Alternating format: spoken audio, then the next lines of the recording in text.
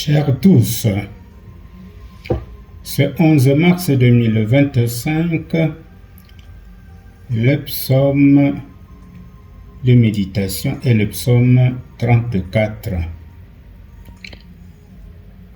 C'est un psaume merveilleux que nous devons lire et relire tout le temps parce que c'est un psaume qui nous donne l'assurance de la présence de Dieu dans nos combats. Alors, quel titre allons-nous donner à ce psaume? Eh bien, Dieu est le sûr refuge. C'est ce que nous allons comprendre dans le message de ce psaume. Alors, le titre du psaume, Dieu est le sûr refuge, associe cet hymne au texte de 1 Samuel, chapitre 21, les versets 11 à 16. Ce texte de 1 Samuel 21 doit être lu avant que nous puissions méditer ce psaume. Pour la simple raison qu'une scène insolite se passe dans la vie de David lorsqu'il fuit le roi Saoul qui veut sa mort. En fouillant, il se retrouve dans le camp de l'ennemi, dans le camp des Philistins, qu'il a longtemps déshonoré. Rappelons-nous déjà de la scène entre David et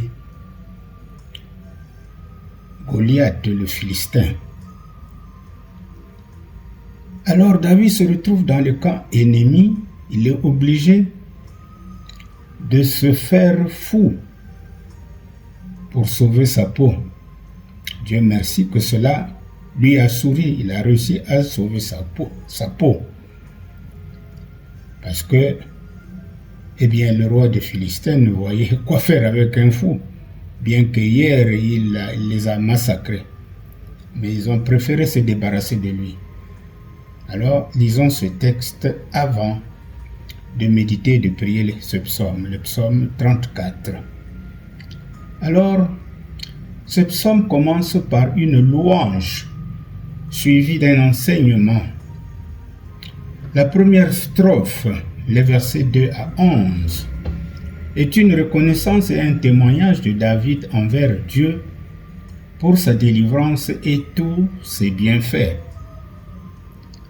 Dans ces combats, David reconnaît que l'ange de Dieu monte la garde autour de ceux qui le révèrent et le met hors du danger. C'est à juste titre qu'il chante la bonté du Seigneur et demande aux fidèles de reconnaître son autorité. Dans la deuxième strophe, les versets 12 à 23, David s'appuie sur son expérience personnelle pour nous exhorter à rechercher la justice et la paix, afin de nous éloigner de la condamnation de Dieu. Alors, mes bien-aimés, il y a deux versets qui peuvent bien nous interpeller dans ce texte.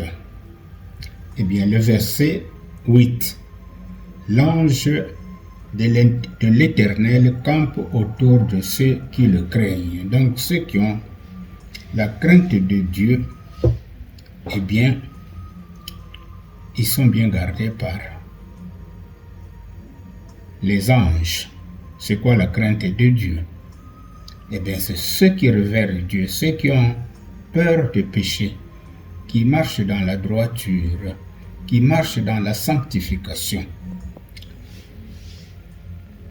Ils doivent savoir qu'ils sont protégés par Dieu.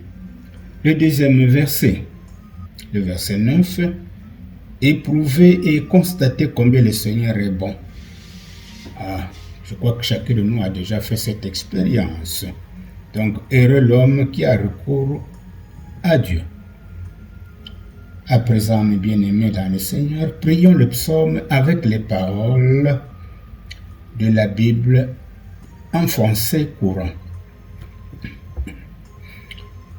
Je veux remercier le Seigneur en tout temps, que ma bouche ne cesse pas de le louer.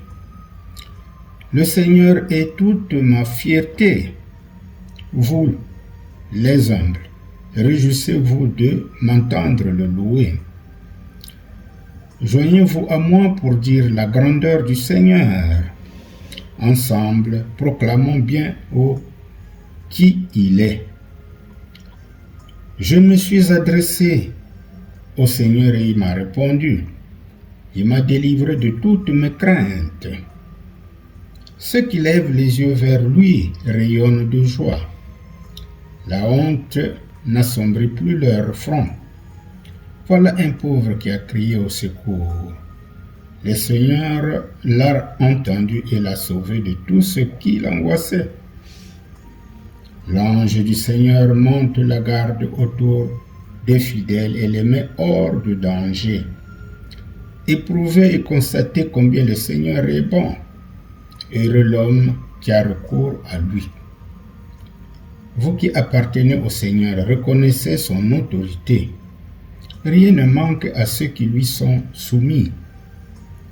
Les puissants ne sont pas à l'abri de la disette et de la faim, mais ceux qui s'adressent au Seigneur ne manquent d'aucun bien.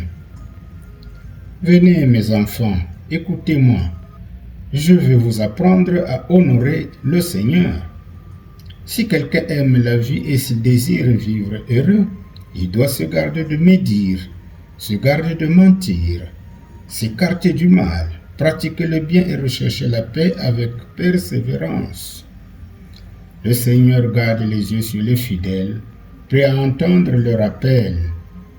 Le Seigneur s'oppose à ceux qui font le mal, afin d'éliminer leur nom du pays. Dès que les fidèles appellent au secours, le Seigneur entend et les délivre de toutes leurs angoisses. Il est proche de ceux qui ont le cœur brisé. Il sauve ceux qui ont l'esprit abattu. Le fidèle endure de nombreux maux, mais le Seigneur le délivre de tous. Il veille sur tous les membres de son corps pour qu'on ne lui brise aucun os. Le méchant mourra de sa méchanceté, et ceux qui en veulent aux fidèles devront en subir la peine. Le Seigneur sauve la vie de ses serviteurs. Il n'y a pas de condamnation pour ceux qui ont recours à Dieu. Amen. Eh bien, chacun de nous, selon la compréhension que nous avons du message de ce psaume, actualiser cette prière pour qu'elle soit plus intérieure et plus profonde et avoir une communion plus attendrie avec le Seigneur. Que Dieu vous bénisse.